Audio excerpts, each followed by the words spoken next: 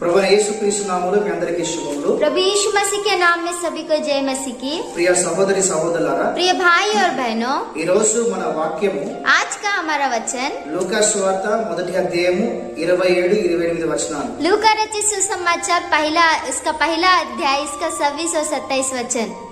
छठवें महीने में परमेश्वर की ओर से जिब्राइल स्वर्गदूत गलील के नासरत नगर में एक कुंवारी के पास भेजा गया, जिसकी मांगनी यूसुफ नामक दाऊद के घराने के एक पुरुष से हुई थी। उस कुंवारी का नाम मरियम था। स्वर्गदूत ने उसके पास भीतर आकर कहा, आनंद और जय तेरी हो, जिस पर ईश्वर का अनुग्रह हुआ है, प्रभु तेरे साथ है। దేవుడా, ఇక్కడ కన్య మరియ గురించి రాయబడింది। प्रिय परमेश्वर के संतान, यहाँ पर कुंवारी मरियम के विषय में लिखा है। మరి యేసు ప్రభు ఈ లోకానికి రావడానికి దేవుని చేతిలో వాడబడిన ఒక మంచి గొప్ప స్త్రీ గురించి ఇక్కడ రాయబడింది। यीशु मसीह संसार में आने के लिए परमेश्वर के द्वारा इस्तेमाल की गई एक कुंवारी मरियम के विषय में यहाँ पर लिखा है। దేవుని సమూహం నుంచి గాబ్రియేల్ వచ్చి ఈ మరియకు సందేశం ఇస్తున్నాడు। परमेश्वर के पास से जिब्राइल स्वर्गदूत आकर मरियम को संदेश दे रहे हैं। గర్భం ధరిస్తావు, तू गर्भवती होगी, కుమారుని కంటావు, तू एक पुत्र को जन्म देगी, సర్వలోక మానవాళి పాపం నుంచి ఆ కుమారుడు అందరిని విడిపిస్తాడు, सारे संसार के लोगों को उनके पापों से वो पुत्र छुड़ाएगा ఆయన ఒక రాజ్యాన్ని స్థాపిస్తాడు। और वो एक राज्य को स्थापन करेगा ఆయన రాజ్యం అంతం లేనిది, శాశ్వతమైనది। और इसके राज्य का कभी अंत न होगा, क्योंकि वो अनंत राज्य है। ఇలా మరి గాబ్రియేల్ సందేశం ఇస్తున్నాడు। इस प्रकार से जिब्राइल संदेश दे रहे हैं। గాబ్రియేల్ దూత మరియకు సందేశం ఇచ్చాడు। प्रिय परमेश्वर की संतान जिब्राइल स्वर्गदूत मरियम को संदेश दिया, యోసేపు కూడా సందేశం ఇచ్చాడు, यूसुफ को भी संदेश दिया గొర్రెల కాపరు కూడా సందేశం ఇచ్చాడు। और चरवाहे को भी उन्होंने संदेश दिया। ఆయన యేసు ప్రభు గురించి సందేశం ఇస్తూ ఏమంటున్నాడు అంటే, यीशु मसीह के बारे में संदेश देते हुए इस प्रकार से कहते हैं, ప్రజలందరికీ కలగబో మహా సంతోషకరమైన శుభవార్తమానం అంటున్నాడు। ये सारे संसार के लिए एक आनंद का सुसमाचार है। వాస్తవానికి మరియ పరిస్థితిని మనం ఆలోచన చేస్తే, वास्तव में मरियम के परिस्थिति को हम विचार करेंगे तो మరియ యోసేపుకు ప్రదానం చేయబడినది। मरियम यूसुफ के साथ मंगनी की हुई स्त्री थी। అప్పటి కాలంలో उस समय में పెద్దలందరి ముంగట మరి యాజకుల ఎదుట కూడా 12 సంవత్సరాలు మొదలుకొని 14 సంవత్సరాల ఆడపిల్లలకి దేవుడారా మరి ప్రదానం చేసేవాళ్ళు। మొట్టమొదటిగా సంవత్సరం ఆగి ఆ తర్వాత వివాహం చేసేవాళ్ళు। उन दिनों में 12, 13, 14 साल के स्त्रियों को विवाह के पहले मंगनी करते थे। सारे बड़े लोगों के बीच में, याजक लोगों के बीच में, प्रधान लोगों के बीच में उनकी मंगनी होने के बाद 1 साल के बाद उनका विवाह करते थे।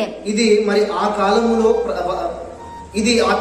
యూదుల మధ్యలో ఉన్న ఒక నియమంగా మనం చూడగలం। उस समय में यहूदियों का एक नियम था करके हम देख सकते हैं। మరి ఆ ఒక సంవత్సరం ఎందుకు వీళ్ళు పెడుతున్నారు అంటే, तो 1 साल क्यों उनके बीच में है करने से, ఆ మధ్య కాలంలో పురుషుడు తన ఇంట్లో, స్త్రీ తన ఇంట్లో ఉండి తన కన్యత్వాన్ని చూపించుకోవాలి। उस बीच के समय में पुरुष अपने घर में रहकर, स्त्री अपने घर में रहकर अपने कुंवारेपन को बचाना है। ఒకవేళ వాళ్ళు తొందరపడి ఎలాంటి తప్పులు చేసినా, अगर वो जल्दबाजी में आकर किसी भी गलत निर्णय को लेते हैं तो వివాహమును క్యాన్సిల్ చేసి विवाह को कैंसिल करके వారి ఇరువురికి విడాకులు ఇచ్చి उन दोनों को तलाक देकर దేవుడారా మరి పెళ్లి కాకముందే ఈమె విధవరాలు అని చెప్పేసి ఆమెకు ముద్ర వేసేవాళ్ళు। प्रिय परमेश्वर की संतान शादी से पहले ही एक विधवा स्त्री है करके उसे बोलते थे। అంతేకాకుండా సమాజం అందరి ముంగట రాళ్ళు కొట్టి మరి చంపేవాళ్ళు। उतना ही नहीं, लेकिन सारे समाज के बीच में पथराव करके उनको मार डालते ఇలా थे। యూదులు ఆ కాలంలో ఉన్న ఒక నియమం।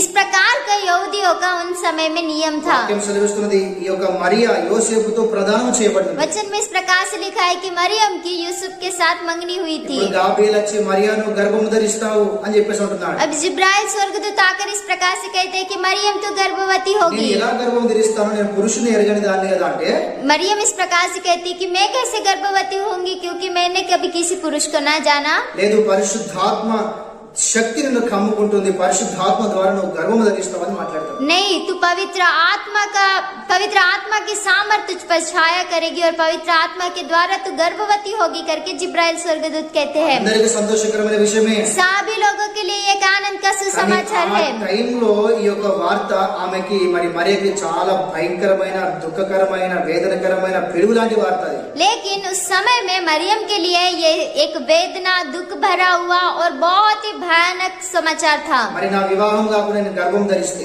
अगर विवाह से पहले मैं गर्भवती होंगी तो మరి నా కన్యత్వాన్ని చూపించుకునే ఈ టైంలో मैं अपने कुंवारेपन को दिखाने वाले इस समय में నా తల్లిదండ్రులు ఏమంటారు, मेरे माता पिता क्या कहेंगे, మా పొరుగువారు ఏమంటారు, हमारे बाजू के लोग क्या कहेंगे, మరి సర్వ సమాజము మరి ఇజ్రాయెల్ ప్రజలు యూదులు ఏమంటారు, सारे समाज के इजरायली और यहूदी लोग हमें क्या कहेंगे, ఎన్ని నిందలు పెడతారు, कितने निंदाएं हम पर ఎంతమంది डालेंगे, రాళ్ళు వేసి చంపుతారు. कितने लोग पथराव करके मारेंगे। మరి ఈ విషయం వింటే మరి యోసేపు నన్ను ఏమనుకుంటాడు, ये बात को सुनने के बाद यूसुफ मुझ पे क्या ఇవన్నీ सोचेंगे। ఆలోచనలు చేస్తే దేని ద్వారా చాలా చాలా దుఃఖకరమైన విషయం, చాలా పిడు లాంటి వార్త ఆమెకు. ये सारे बातों को विचार करेंगे तो ये एक दुख भरा और बहुत ही भयानक बात है, కానీ ఒక్క మాట ఎదురు మాట్లాడలేదు. लेकिन उसने एक भी बात बदले में नहीं యేసు ప్రభు ఈ कही। లోకానికి రావడానికి, यीशु मसीह संसार में आने के लिए, యేసు ప్రభు ద్వారా సర్వలోకం రక్షణ పొందడానికి, यीशु मसीह के द्वारा सारा संसार उद्धार पाने के लिए తండ్రి చిత్తము నెరవేర్చబడడానికి, और पिता की इच्छा पूरा करने के लिए నిందలే గాని హింసలే గాని సమస్యలు గాని మరణము కూడా దేవుడు ద్వారా ఆమె తల వంచినట్టుగా మనం చూస్తున్నాం. निंदाओं को, समस्याओं को, कष्टों को और मृत्यु को भी उसने अपना सिर झुकाए करके हम देख सकते हैं। ఇప్పుడు ఈ రోజు మనం నేర్చుకోబోయే సందేశం ఏమైనది అంటే, तो आज के दिन हम सीखने वाला संदेश क्या है कहने से, ప్రదానము చేయబడిన వారు దేవుడి ద్వారా ఏ విధంగా నడుచుకోవాలి, मंगनी किए हुए लोग किस प्रकार से चलने चाहिए। ప్రదానము చేయబడి వివాహము కొరకు ఎదురు చూస్తున్న వాళ్ళు ఏ విధమైన జీవితం కలిగి ఉండాలి, ఎలా ఉండాలి అనే విషయాలు 3 విషయాలు నేర్చుకోబోతున్నాం. विवाह से पहले, मंगनी होने के बाद विवाह के लिए इंतजार करने वाले स्त्री या पुरुष किस प्रकार से रहने चाहिए, 3 बातों का भी हम देखने वाले हैं। మొట్టమొదటిగా మనం చూసినట్లయితే, सबसे पहली बात को देखेंगे तो మరి ప్రదానం చేయబడిన తర్వాత పురుషుడు స్త్రీ తమ తమ ఇంట్లో ఉండి వాళ్ళ కన్యత్వాన్ని చూపించుకోవాలి. विवाह से पहले मंगनी के बाद पुरुष स्त्री अपने अपने घर में रह के अपने कुंवारेपन को दिखाना है, పరిశుద్ధతను చూపించుకోవాలి. पवित्रता को दिखाना है। ఏమన్నా వివాహం అనేది పరిశుద్ధత జరగాలి కనుక మనము పరిశుద్ధత కలిగి ఉండాలని వాక్యం సెలవిస్తున్నది. विवाह पवित्र रीति से होने चाहिए, इसीलिए हमें पवित्रता के साथ जीना चाहिए करके वचन में लिखा है। వాక్యం సెలవిస్తున్నది. वचन में लिखा है, మొదటి తెస్సలోనికీయులకు రాసిన పత్రిక 4:7 पहला थिस्सलुनीकियों इसका 4 अध्याय 7वें वचन में మరి పరిశుద్ధత కలిగి జీవించాలి, మనం పరిశుద్ధత కలిగి ఉండడానికి దేవుడు మనల్ని పిలిచాడని రాయబడింది. पवित्रता के साथ जीना चाहिए क्योंकि परमेश्वर ने हमें पवित्र रहने के लिए बुलाया। అంతేకాకుండా మొదటి పేతురు రాసిన పత్రిక 1 అధ్యాయం 14-15 వచనంలో उतना ही नहीं, लेकिन पहला पत्रस 1 अध्याय 14 और 15 वचन में మీరు పరిశుద్ధత కలిగి జీవించాలి, ఎందుకంటే మరి నేను మీ దేవుని పరిశుద్ధుడై ఉన్నానని చెప్పేసి మాట్లాడతాడు. आप पवित्रता के साथ जियो क्योंकि मैं आपका परमेश्वर पवित्र हो करके परमेश्वर बात करते हैं। ఇప్పుడు యాకోబు రాసిన పత్రిక 1 అధ్యాయం 20 వచనంలో ఈ లోక మాలిన్యం మీకు అంటకుండా పరిశుద్ధుడై ఉండాలని వాక్యం సెలవిస్తున్నది. प्रिय परमेश्वर की संतान, याकूब इसका 1 अध्याय इसके 27वें वचन में इस प्रकार से लिखा है कि संसार की कीचड़ ना दिखते हुए आप पवित्रता के साथ जियो। కనుక ఎలాంటి దోషమే గాని శరీర సంబంధమైన క్రియలే గాని లోకానుసరమైన క్రియలుగా ఉండకుండా పరిశుద్ధత కలిగి జీవించాలి అని దేవుని వాక్యం సెలవిస్తున్నది. इसीलिए किसी भी प्रकार के संबंधों को, शारीरिक संबंधों से और किसी भी प्रकार के बुरी बातों से अपने आप को बचाते हुए पवित्रता के साथ जीना चाहिए करके वचन में लिखा है। ప్రదానం చేయబడిండ్రు అంటే దేవులారా మరి గంటలు గంటలు మొబైల్ లో మాట్లాడతారు, లేకపోతే స్త్రీ పోయి పురుషుని ఇంటికాడ, పురుషుడు పోయి స్త్రీ ఇంటికాడ, లేకపోతే వీళ్ళిద్దరు కలిసి ఇంటి కొరకు తీరడానికి వెళ్తారు. ఇది అపవిత్రమైన జీవితం అని గమనించాలి. इन दिनों में मंगनी होने के बाद स्त्री पुरुष के साथ बातें करना और उनके साथ उनके घर में आके रहना या फिर दूसरे जगह पर जाके रहना, इस प्रकार से वो अपने पवित्र जीवन को अपवित्र कर रहे करके ये बात को अब जो स्मरण रखना चाहिए। ఇలా కాకుండా వాక్యం సెలవిస్తున్న స్త్రీ తన ఇంట్లో, పురుషుడు తన ఇంట్లో వాళ్ళ కన్యత్వాన్ని చూపించుకోవాలి, వాళ్ళు పరిశుద్ధత కలిగి జీవించాలని వాక్యం సెలవిస్తున్నది. वचन में इस प्रकार से लिखा है कि स्त्री अपने घर में रह के, पुरुष अपने घर में रह के उनके कुंवारेपन को और उनके पवित्रता को दिखाना चाहिए। రెండో విషయం ఆలోచన చేస్తే दूसरी बात को हम विचार करेंगे तो నమ్మకత్వం కలిగించాలి. विश्वास योग्यता के साथ रहना चाहिए। మన తల్లిదండ్రులు మనం నమ్మాలి, प्रिय परमेश्वर की संतान, हमारे माता पिता हम पर भरोसा रखना మన चाहिए। సేవకులు మన దేవుడు మనం నమ్మాలి. हमारा परमेश्वर और हमारे सेवक लोग हम पर भरोसा रखना चाहिए। మన మీద ఎలాంటి నమ్మకం అయితే వాళ్ళు పెట్టుకొని ఉంటారో ఆ నమ్మకాన్ని మనం ప్రకటించుకోవాలి. जिस प्रकार से वो हम पर, हमारे ऊपर विश्वास को जिस प्रकार से वो हम पर विश्वास को रखते हैं, उस विश्वास योग्यता के साथ हमें रहना चाहिए। కనుక నమ్మకత్వాన్ని మనం చూపించుకోవాలి. इसीलिए विश्वास योग्यता को हमें दिखाना है। వాళ్ళు ఒకటి మనము నమ్మితే మనం ఇంకొకటి చేసి చూపియద్దు. वो हम पर एक विश्वास रख रहे हैं और हम दूसरा कुछ करके उन्हें नहीं दिखाना है, కనుక విశ్వాసాన్ని చూపించుకోవాలి. इसलिए हमारे विश्वास को हमें दिखाना మూడోది है। ఆలోచన చేస్తే तीसरी बात को विचार करेंगे तो దేవుడా ఆ వివాహం కొరకు మనము ఓపిక కలిగి ఎదురు చూపు కలిగి ఉండాలి. उस विवाह के लिए हम इंतजार करते हुए रहना चाहिए।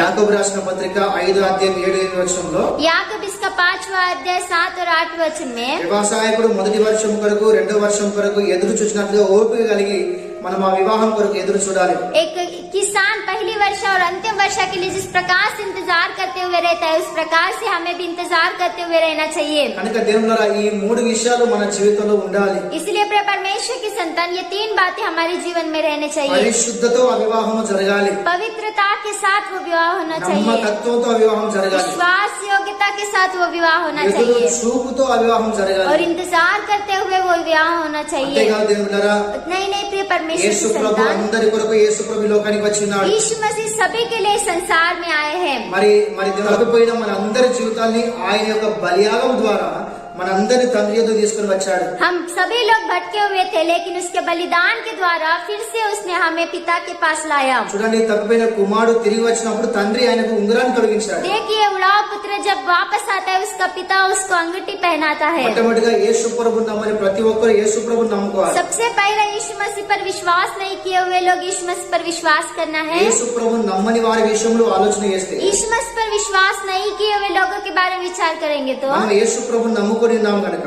हमने यीशु मसीह पर विश्वास किया है, మనం తండ్రి इसलिए యొద్దకు వచ్చి ఉన్నాం గనుక, हमने पिता के पास आए, इसलिए ఇప్పుడు యేసు ప్రభు చేసిన కార్యం ద్వారా यीशु मसीह ने किया उस कार्य के द्वारा యేసు ప్రభుతో మనము ప్రదానం చేయబడి ఉన్నాం। यीशु मसीह के साथ हम मंगनी किए गए ఒక हैं। రోజు యేసు ప్రభు ఈ లోకానికి తిరిగి రెండోసారి రానే ఉన్నాడు। यीशु मसीह फिर से दूसरी बार इस संसार में आने वाले మనం हैं। యేసు ప్రభువును కలుసుకొని ఉన్నాం। हम यीशु मसीह से मिलने वाले हैं। ఆయనతో మన వివాహం మధ్యాకాశంలో జరగనే ఉన్నది। उसके साथ हमारा विवाह मध्य आकाश में होने वाला है। కానీ ఆయన రెండో రాకడ వరకు మనం కలిగి ఉండవలసిన ఈ మూడు విషయాలు మనం జ్ఞాపకం చేసుకోవాలి। लेकिन उसके दूसरे आगमन तक ये 3 बातें हमारे अंदर रहना चाहिए। మొట్టమొదటి విషయం ఏంటిది అంటే सबसे पहली बात क्या है कहने से, మనము పరిశుద్ధత కలిగి జీవించాలి సంఘము। हम कलीसिया होने के नाते पवित्रता के साथ जीना है। రెండోది నమ్మకత్వాన్ని మనం और ప్రకటించుకోవాలి। दूसरी बात विश्वास योग्यता को हमें प्रकट करना है। మూడోది ఆయన రాకడ కొరకు ఓపిక కలిగి ఎదురు చూడాలి। और तीसरी बात वो आने के लिए इंतजार करते हुए रहना है। దేవుడి మాటలు దీవించును గాక। परमेश्वर इन बातों को आशीष दे।